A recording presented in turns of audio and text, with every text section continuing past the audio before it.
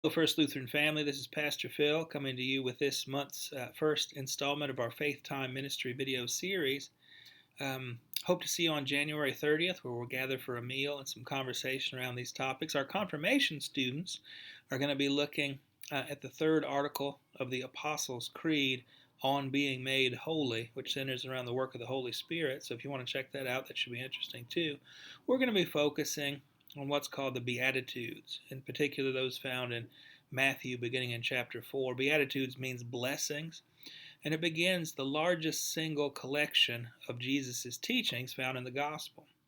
Now, some scholars have said that it was probably the fact that these teachings occurred throughout Jesus' ministry, and Matthew, for the sake of being able to transmit these teachings in narrative form, simply collected them into one event. But it probably wasn't the case that these all came about in one single teaching, but that they're a collection of teachings that Jesus gave over his entire ministry. Now, that's not to say he couldn't have given most of them at one time also, but just to give some thought to that this probably represents really a main focus of what Jesus had to say. And it begins by saying, when Jesus saw the crowds, he went up the mountain, and after he sat down, his disciples came to him. Then he began to speak and taught them, saying, "Blessed are the poor in spirit, for theirs is the kingdom of heaven." So blessed are the poor in spirit, for theirs is the kingdom of heaven. This represents kind of a reversal of traditional thought in this time and place, which really did hold that God's blessing came to those who were righteous. So if a man was successful, it would be said, God's blessing is upon him. He must be living a holy life. Especially if he was generous with what he had, but was wealthy or whatever, it would be thought that he had earned that blessing from God by living a holy life. Now we know, looking at just life in general, that it is not always the case that God's blessings goes to people who are particularly righteous, and that God's curse goes to those who are particularly wicked. Justice does not seem to be meted out that equally in this life. Sometimes people who are relatively wicked succeed, and people who are relatively righteous suffer lots of hardships. And that seems to be part of the truth that Jesus is highlighting here, but he's even going one step further to say, blessed are the poor in spirit. Blessed are they who are struggling. Blessed are they who are, have lost the gumption to try anymore. They're poor in spirit. When you think of someone who's mighty in spirit, you might think of someone who's bold or, tackling the world, who's, proud. Someone who is mighty in spirit would be that. And the opposite of that, being poor in spirit, is to be kind of defeated, to be questioning, to lack a sense of confidence, perhaps, to be poor in spirit, to be depleted of spirit. And Jesus is actually proclaiming God's blessings on those people. So see what a reversal that is.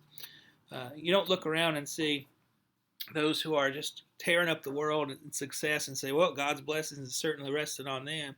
No, you go around, it's the exact opposite. Jesus is proclaiming blessing on those who are downtrodden.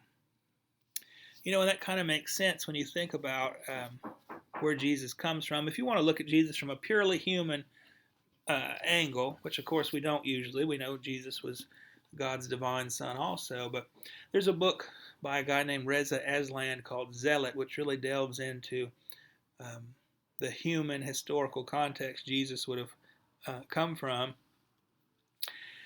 and highlights that, we talk about Jesus as a carpenter. Joseph and Jesus were carpenters, and I think when I used to read that and think, I pictured a very happy, Jesus and his dad sitting there making a table for somebody down the street, and selling it.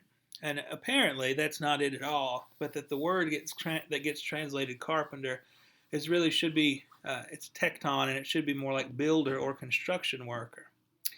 And actually, apparently, what Jesus' upbringing and situation would have been like was not him happily sitting at home making a table for the next door neighbor, but him and his family marching probably, many, many miles to a Greek city to build what would have at that time been luxury apartment homes for the conquering Romans.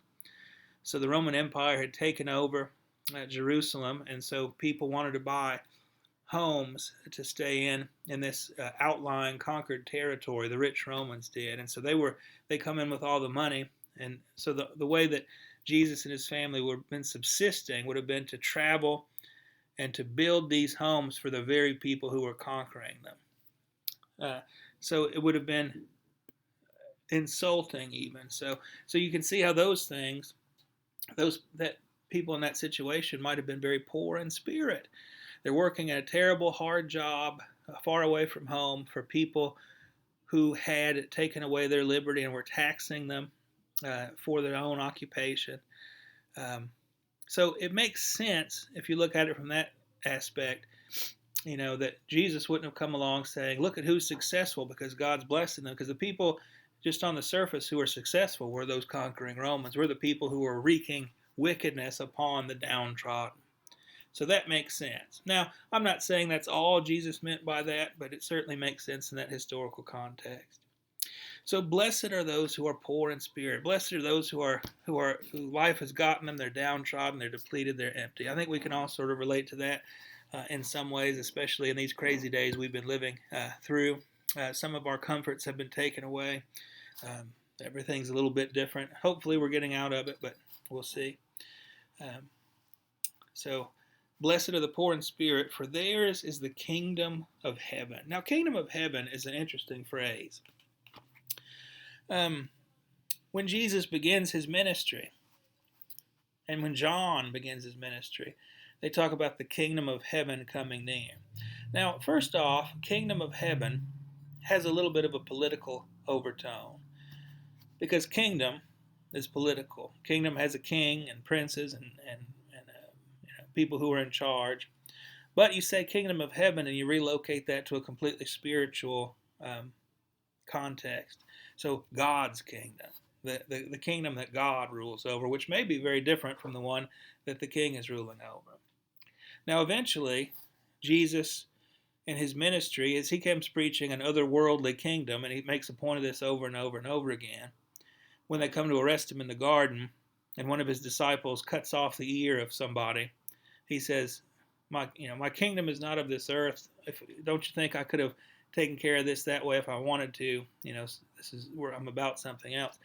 And then it leads up to that confrontation with Pilate, where Pilate's demanding, are you the king of the Jews? Meaning, are you a problem for me? I'm the Roman ruler of this place.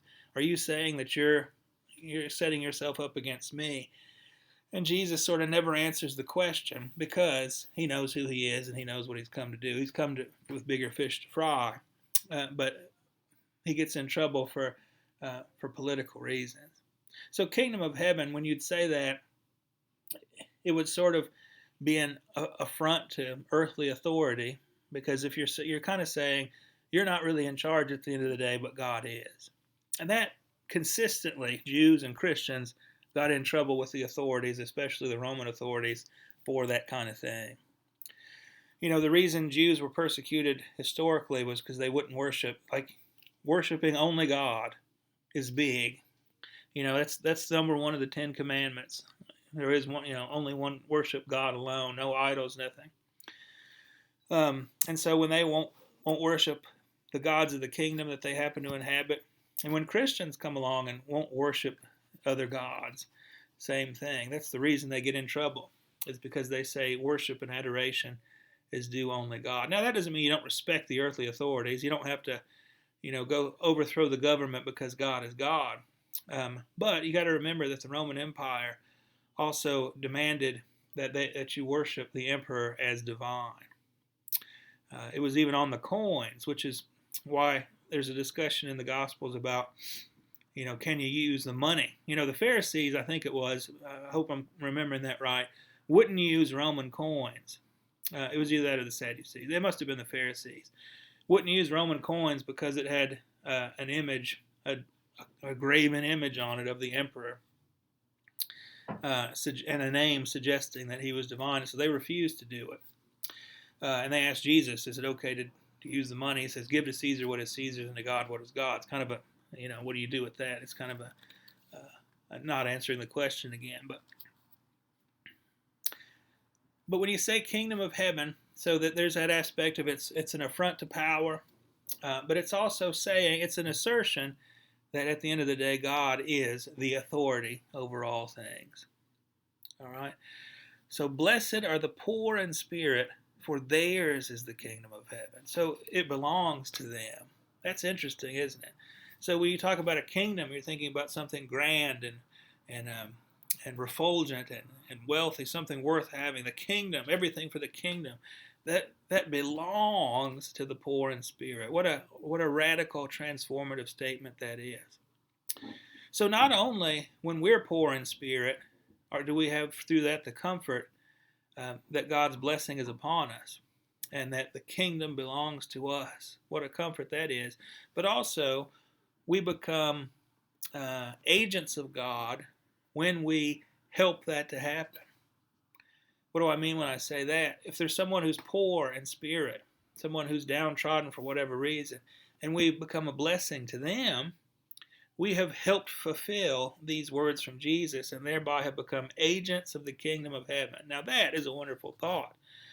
Not only does it belong to us when we're poor in spirit, but when we become a blessing to those who are poor in spirit and help them to have a piece of this kingdom of heaven by being blessed, we've helped to fulfill the very words of Jesus. We've helped to be the blessing that he himself proclaims on those who are poor in spirit.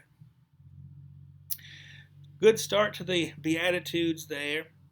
I'm going to try to move a little faster next time, or it'll take us a year to get through this thing. But there's a few things to say about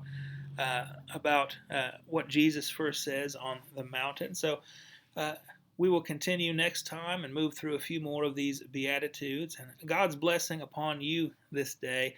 Thank you for the opportunity to be your pastor. We'll see you soon.